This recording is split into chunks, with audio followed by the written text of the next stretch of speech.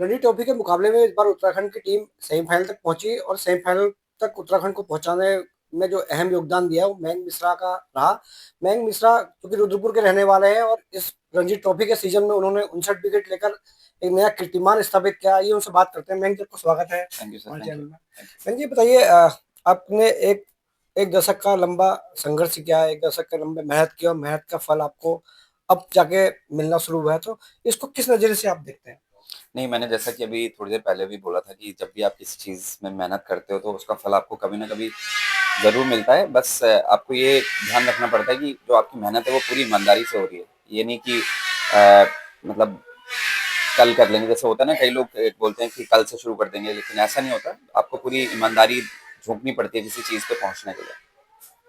मैंने कहा, आपने एक गायकी का आपको शौक रहा और गायकी से आपने एकदम क्रिकेट की ओर आप मुड़े, तो आप गायकी पीछे छूट गई, तो अब किस रूप में देखते हैं कि उस समय का डिसीजन सही था कि अब आप जो डिसीजन आपका चल रहा है वो ठीक रहा? नहीं सर, गायकी को भी बहुत ऐसा नहीं है कि मैं बहुत ज़्यादा प्रोफेशनली कर रहा था। हाँ, थोड़ा-थोड़ा बीच में ट्राई कर रहा था, बट मैं क्रिकेट हमेशा से ही मेरा पहला वो रहा है। और 2012 में जब मैं थोड़ा डिस्ट्रैक्ट हो रहा था इन चीज़ों से, तब मैंने एक डिसीज़न लिया था कि हाँ यार, अभी सिर्फ़ क्रिकेट पे फ़ोकस करना है। सो उसके बाद से मेरा पूरा फ़ोकस क्रिकेट पे ही रहा है। क्रिकेट से थोड़ा दूरी बना ली थी कि आप निराश हो गए थे और अपने फेवरेट कॉलेज में भी क्रिकेट की कोचिंग की, तो उस निराशा के दौर में आप कैसे बाहर उभरे इससे? नहीं, डेफ़िनेटली वो टाइम बहुत मुश्किल टाइम था, क्योंकि जब आप कहीं ट्राई कर रहे हो, वहाँ से वापस आ जाते हो, आपकी स्टेट में भी कुछ नहीं है।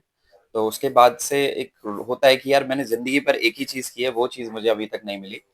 तो मैं जॉब ज़रूर कर रहा था, लेकिन मेरा ऐसा कुछ मन नहीं लग रहा था उसमें।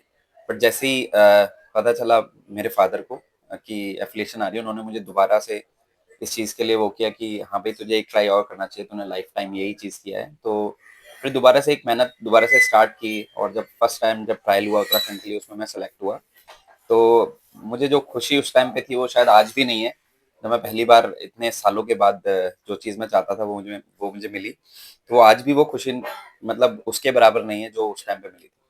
अब आपका क्या आ गया है, क्योंकि आप आपका जो संघर्ष रहा है उस संघर्ष में आपका सबसे ज्यादा योगदान किसको देता है कि आपकी अभी तक की जो सफलता उसमें सबसे ज्यादा, क्योंकि आप जब निराश हो गए होंगे तो उस समय कई चीजें रही होंगी आपके सामने? देखिए, इसमें मेरे साथ बहुत बहुत लोग जुड़े हुए हैं। जैसे सबसे पहले मैं कहूँगा मेरी फैमिली, मेरे फादर, जिन्होंने मुझे कभी भी ये गेम नहीं छोड़ने दिया। आप देखें तो 28 में मैंने डेब्यू किया है। उससे पहले मुझे उन्होंने कभी ये नहीं कहा कि तू जॉब कर या कुछ ऐसा कर। और जब जॉब छोड़ने को भी उन्होंने कहा, जब एफ़िलिएशन आने वाली थी। फिर टमटा सर हो गए, टमटा सर के साथ मैं बचपन से ही हूँ। और फिर एसोसिएशन हो गई, महिम सर हो गए। लेकिन एक नाम जो मेरे दिमाग में हमेशा है, और मैं उनको गॉडफादर भी मानता हूँ अपना, वो दीपक मेहरा सर, जो अभी प्रेसिडेंट हैं। क्योंकि बचपन से ही उन्होंने ही मुझे खिलाना शुरू किया। उनका एक क्लब था हल्द्वानी कोर्ट्स करके, वहाँ से खिलाना शुरू किया। फिर मुझे सारी फैसिलिटी वो देते थे, चाहे वो शूज़ हो गए, चाहे इक्विपमेंट्स हो गए, व्हाइट ड्रेसेस हो गई। वो हमेशा उन्होंने मेरा पूरा ध्यान रखा है इस चीज़ में, क्योंकि वो जानते थे कि मेरी फैमिली कंडीशन क्या है। तो वो नाम मतलब मैं सबसे ऊपर रखता हूँ इन चीज़ों में। आईपीएल में आपको मौका नहीं मिल पाया, तो क्या आप आगे चाहते हैं और कहाँ आपको आप चाहते हैं कि कहाँ तक आपका मुकाम जाए? देखिए, मैं खेलना ज़रूर चाहता हूँ। एक आईपीएल खेलने का ही मेरा जो ड्रीम है वो अभी तक रह गया है। मैं खेलना ज़रूर चाहता हूँ, लेकिन इस बारे में ज़्यादा सोचता नहीं हूँ मैं, क्योंकि जितना सोचूँगा मैं अपने ऊपर प्रेशर डालूँगा। और मुझे लगता है कि जो मेरा काम है मैं कर रहा हूँ, और जो जो भी वहाँ पे लोग बैठे हैं, चाहे आईपीएल में, चाहे ऊपर लेवल खिलाने के लिए, उनका काम है। जो वो अगर उनको अच्छा लगा तो ज़रूर मुझे मौका देंगे।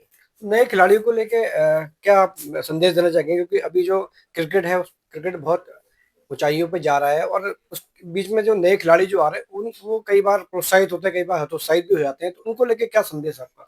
तो मुझे यही लगता है, मैं अपने ऊपर भी यही यही हमेशा मैंने लागू किया है कि आप मेहनत कीजिए। मेहनत का फल आपको कभी ना कभी ज़रूर मिलेगा, और मैंने पहले भी कहा है कि आपकी मेहनत पूरी ईमानदारी से होनी चाहिए।